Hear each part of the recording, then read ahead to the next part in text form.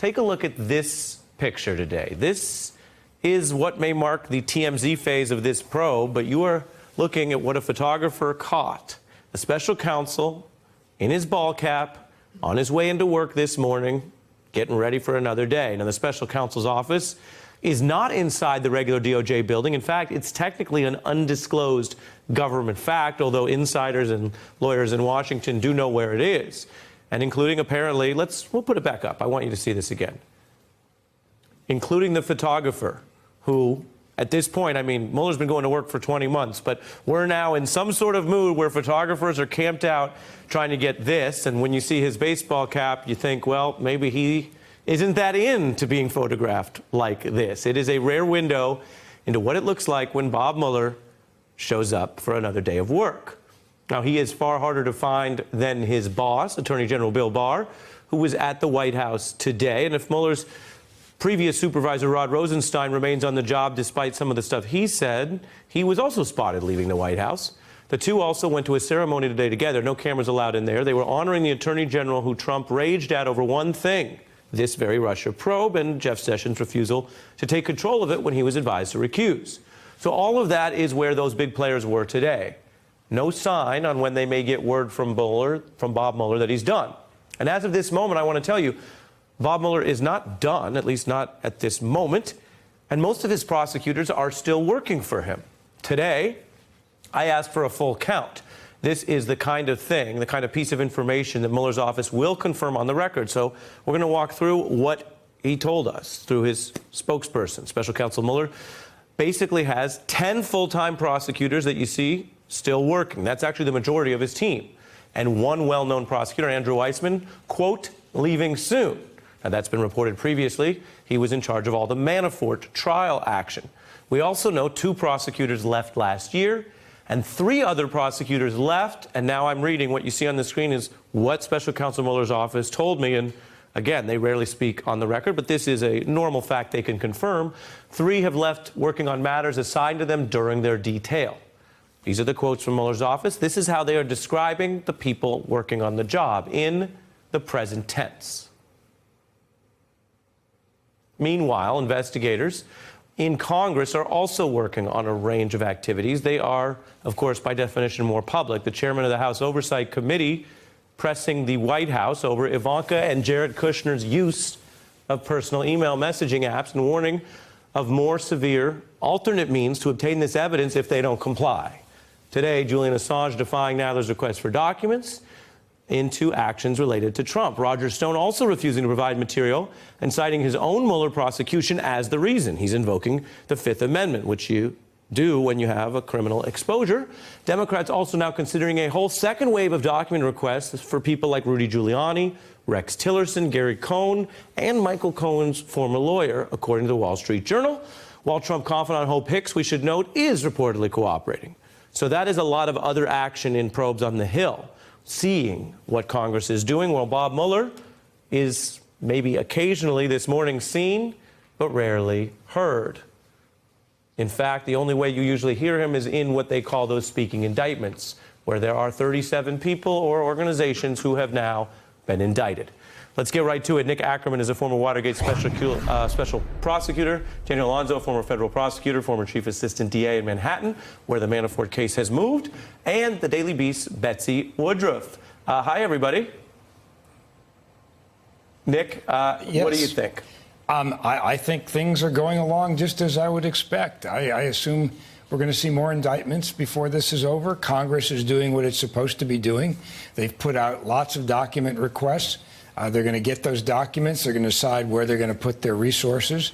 I'm sure they're coordinating this with the Mueller office so that they're not impinging on any of the investigations that are going on. They've been very careful to stay away from certain areas, such as, with Michael Cohen's testimony. They've been very careful on that. So I don't see that there's going to be anything other than let's see what, I'm expecting an indictment. In terms of the Mueller report, we've seen the Mueller report now in many iterations. It is an ongoing report in installments. We've had a number of indictments of Russians, of Trump associates, Trump high echelon appointments. and I think we're going to see more of that. Am I expecting an indictment?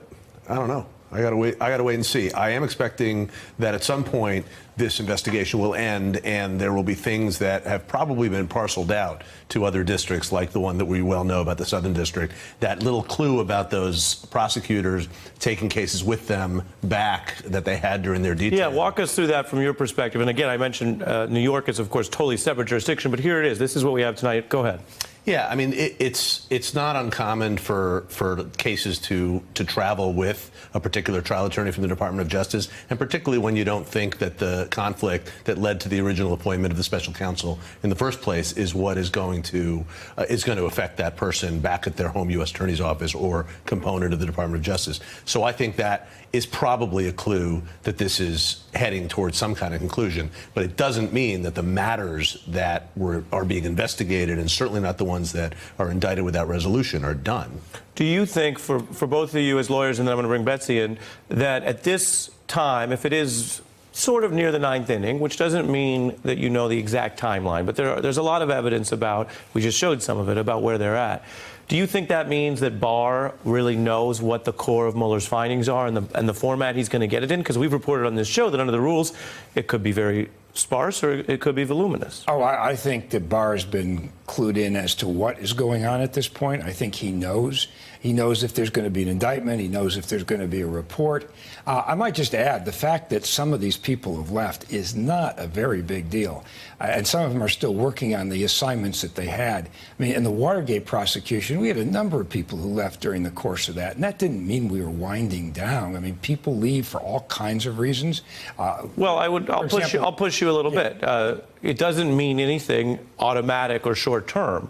But when you have a crew of, say, about 15 and about 5 leave and none are replaced, it is some kind of indication. Just like when you say you're done with Manafort, you're not getting a new brief. I mean, Weissman is a heavy hitter. If there was another really complex trial, you might keep him around. And from what we've learned about him, he might want to stay around. So it's not, I'm not doing the timing game, but it doesn't mean nothing. Yeah, but it doesn't mean a lot either. When you look at those numbers which are put up on the board, I mean, there are obviously people who are still engaged in what they were doing there. Keep in mind that Bob Mueller doesn't want to bring more people onto the his prosecution group. He's concerned about the budget and staying within a budget so it doesn't look like a lot of money is being spent, because prior former special counsels have been criticized for that. So he has been very smart in terms of farming out different cases to different people, keeping people within the department so it's more of a Department of Justice investigation. Right. So also, what did you think of his hat? I kind of like that hat because it's the same hat I usually wear when I'm driving to work. So you try to stay low key, yeah. Exactly. Betsy, take a listen to Senator Klobuchar pressing Bill Barr on the exact question that everybody's wondering. Take a look. Will you commit to make public all of the report's conclusions, the Mueller report, even if some of the evidence supporting those conclusions can't be made public? You know, that certainly is my goal and intent. It's hard for me to conceive of a conclusion that would, run afoul of the regs as currently written. You know, Betsy, I do this for a living, and I'm not even sure what he committed to there. Basically nothing. Bill Barr is a very smart lawyer who's been doing this for decades. He knew exactly what he was saying in that answer, which was maybe, hopefully, no promises, and here's a little bit of a commentary that you will not be able to hold me to. The reality is Barr is also quite politically savvy. He's been an operator in D.C. for most of his professional career. He's been very successful both in the government DOJ side and in the corporate side, both lanes that require a fairly sophisticated understanding of politics. And he sailed through his confirmation process in large part because of that, because he sort of maintained himself as a black box. I agree with the earlier comment that Barr almost certainly has a sense of the shape of the Mueller report that's going to be coming. My expectation from talking to people who have a decent amount of visibility into the process is that once Barr gets the report, there's a very good chance that he will hang on to it for quite some time. It's possible it could be 1 week, week, 2 weeks, potentially even more, because he's going to go through it. If it's quite long, if we're talking potentially hundreds of pages, he's going to go through it. He's probably going to run it by White House lawyers and assess if the White House wants to make any claims of executive privilege. So even if Barr were to get the report tomorrow, even if Mueller claps on his baseball hat and drives it over to main justice, I don't think it's going to see the light of day for quite some time. Well, and Daniel, this goes to the Samuel Beckett aspect, if you know what I'm talking about. Godot. Well, Classic. This is classic waiting for Godot. Classic waiting for Godot. By which I mean, not that we're waiting, because everything that is in the future you might wait for if you're looking forward to it, but rather that as, well, I don't want to do any spoilers. The play's been around for a while. right. People know. They're waiting. Godot doesn't show up. Right. And so if Godot is a voluminous or detailed report, I mean, Betsy just referred to the idea that it could be long, and there are precedents for that. Iran-Contra and Starr were long reports. But these rules don't by any means suggest or require a long report. Patrick Fitzgerald, who operated previously under these rules, did not issue a voluminous report. What is your view, not asking you to predict, but your view of what it means if the report as something big and long to be reviewed and released is a Godot? Well, there's two things about the report that I should say. I think that a long report is probably what's going to happen here, because there's been so much public attack that you really want it to be as bulletproof as possible. And yet, although I love you, yet I asked you, what about if it's not?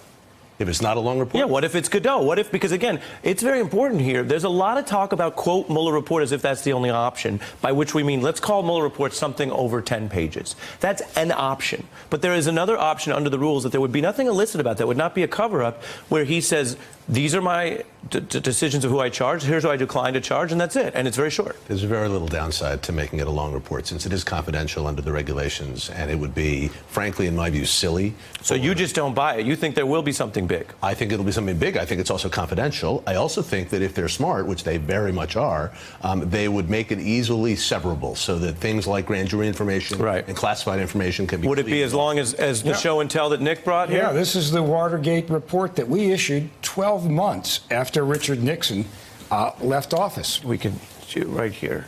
So, I mean, Nick Ackerman, this is why Nick Ackerman is unlike anyone else. I believe this is your original copy? That's the original copy. So you've been holding on to it for how many years? 45 years, maybe. I mean, this is what we call a boss move. You think it'll be this kind of report? Oh, I think, sure. And it also may come long after the indictments come out, or it could be part of the indictments. I mean, this summarizes the indictments that were filed in the Watergate case. So we don't know what it's going to be, but I think we've gotten the Mueller report on the installment plan, starting with all of the Starting with the Russians. Betsy, bring it all home for us. You're in Washington. You've been covering this from the start. You're steeped in it. What's the mood down there tonight? And what do you think of what we just heard here from the Watergate example? I would say it's very uneven.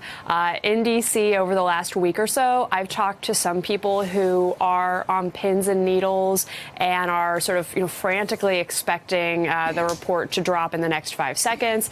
And I've talked to other folks who think everybody needs to take a deep breath and potentially go on vacation for a couple days. One strategy that I know has been effective for some folks covering this is to email otherwise reticent DOJ sources and say, should I cancel my lunch plans today? Should I skip my weekend trip? Do I need to be in town? And that's been sort of a not fruitless way of taking the temperature. What do you say as a reporter to people who are living on tenterhooks like that? Well, I reach out to folks at DOJ and I say, hey, I have a long lunch plan. Should I cancel it? And if I get the green light on, going out to lunch and potentially leaving my phone in my purse, then I feel comfortable sharing that vital information with other folks who are also interested. I would say if it's getting down to minute by minute, that's where you have to go full EPMD and say, you got to chill. Although, I'm going to be out of town this weekend, and my phone's probably not going to be on most of the time. So fingers crossed. Hopefully Mueller doesn't pull a fast one. Well, there are the views. And Daniel and Nick, I think both are on the record expecting a lengthy report. We'll hold you to it. We'll replay the sound as I did for Preet Bharara earlier this week if if you were wrong. Confidential one. There may have the public one. No, I heard you. And it I got depends- you. and it I got depends- you. And it depends when. And it depends when. All right, my special thanks to a very interesting panel, Danny. Hey, I'm Ari Melber from MSNBC. You can see more of our videos right here, or better yet, subscribe to our YouTube channel below. You could have been anywhere in the world, but you're here with us, and we appreciate that.